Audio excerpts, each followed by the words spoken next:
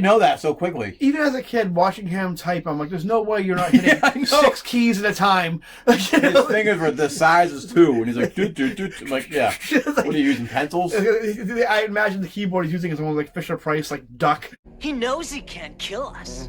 We're demons. Our demons. Your bullets will just bounce back and kill all you guys instead. Right, what he said. Capiche? To hide the pleasure of the first shot, Captain. Okay, go ahead, punk. Make my day. Well, if it's gonna make you all feel better.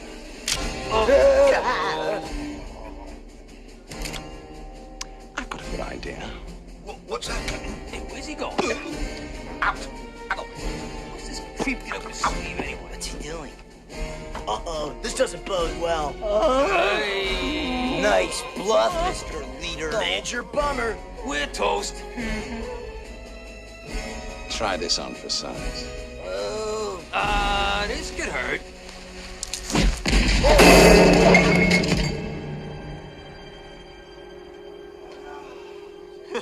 Boy, do I love being a turtle. Oh, yes, that's very clever. Oh, yes, very clever. Miss me. Yeah. Whoa! Guess what time it is?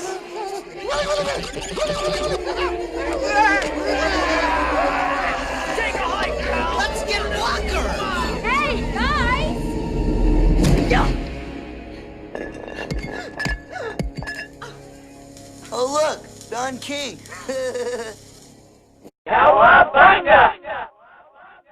Alright, here we go. Teenage Mutant Ninja Turtles 3. Wow. Unofficially, Turtles in Time. Mike's favorite movie out of the franchise. This movie came Even as a kid, I fucking thought I hated it. This movie came out, I don't think there was any warning this movie was coming out. All of a sudden, it's like, oh, there's a new Ninja Turtles movie. Yeah, because it was years later, like 2 or 3 years later it came out. This movie, Turtles 2. yeah, this movie came out when Mania was kind of like dwindling a little bit. At this point, Jurassic Park had come out. Power Rangers was in full effect, and so it was kind of like the last gasp of Ninja Turtles, pretty much. It didn't have to be for the movie they made. This movie, the director of Ninja Turtles 2 didn't return. This one had Stuart Gillard, who famous for Short Circuit. He was a director, and yeah, it's You have a very generic British fucking villain.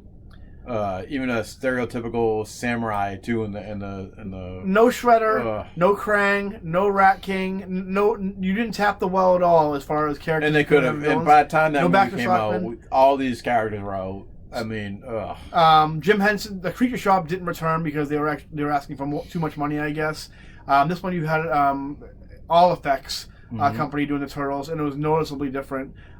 They had not really any. The Jim Henson company had like years and years of experience doing that kind of stuff. Yeah. These guys had no experience, so they had to kind of like learn as they were going. So for the old Turtles, most of the stuff was in their shells as far as like the modules go, and the stuff that was like making the Turtles work. This moment, it was pretty much all in their heads, and it shows because the heads are much bigger. The mouths move much faster. Even the Turtles look different. They have more spots. And they do, yeah. I mean, like, obviously, like, the quality dipped a little bit. Even though there was more money put into this movie than the first Ninja Turtles movie, but a little less than Ninja Turtles 2. It's still the quality shows as far as the Turtles go. Splinter looks like a Chuck E. Cheese character. You don't even see. It's like they didn't finish Splinter. You don't see a full figure Splinter. He's like from the top up. Yeah. He's done. They never show his like full body. So they in this movie they find a new lair. An abandoned. That's just a lair from Ninja Turtles 2. Yeah, because they find the abandoned. The subway thing. Yeah. Subway. So they find the Yeah, you're right. They do find the subway in the second one. Yep. Because Mikey goes, it ain't the Hilton. Yeah, and that's where they mix in the pizza, the Bart Simpson glass. Yeah. So Casey Jones is in it. Not a big role until he gets to the past. They do absolutely nothing with Casey Jones besides make him a babysitter. Well, no, because he plays. The fugitive in the past. He does play the ancestor character in there. One of Walker's henchmen, like the Starscream of the Ninja Turtles movies. But as far as Casey Jones himself, he's just relegated to babysitting the samurais that the Ninja Turtles displace through time. And all this having to be holding the scepter all at the same time. I guess we're gonna have to explain the story. Yeah. Basically, what happens is April's going on vacation because she can't stand any more of these Ninja Turtles hijinks. She cuts her hair because why not? She looked awful. And so she buys all these presents for the Ninja Turtles, which they're stupid. One of them is a scepter that she gets for Splinter. Mm-hmm. Which they call a ancient Japanese egg timer, but it's actually a variation of an item used in the Ninja Turtles comics, the old Mirage comics, where this girl, I forget her name, who we'll talk about when we talk about the comics, who travels through time and dimensions. So she has this time rod that she uses, which looks suspiciously a lot like the one used in Ninja Turtles 3. I don't know if that was Kevin Eastman's input or what, but it's there. So basically, if you hold this rod and if someone in the past is holding it at the same time and it says the inscription on it, then you switch bodies through time. And that happens with April. Because April goes first, right? And then there's that lone samurai warrior that gets freaked out when he sees the turtles and runs off. He's like a prince of some empire or something like that. Then the turtles decide they immediately figure out that's how it's done because Corey Feldman's back, but he maintains the science aspect of Donatello, and he figures out that if they all hold the scepter, and hopefully 4 other guys will be holding the scepter. Yeah, exactly. Which apparently are doing because they're transporting the rod in the past.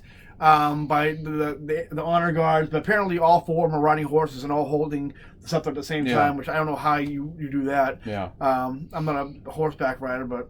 and then instantly the turtles go back, and they're in their already samurai gear. Yep. Which that part I did kind of like. Yeah. So that happens. In the past, you have the honor guards come back obviously into 1994, 1995 time, 1993, and Casey Jones has to babysit them, and they play skee ball or something. I don't know what they do.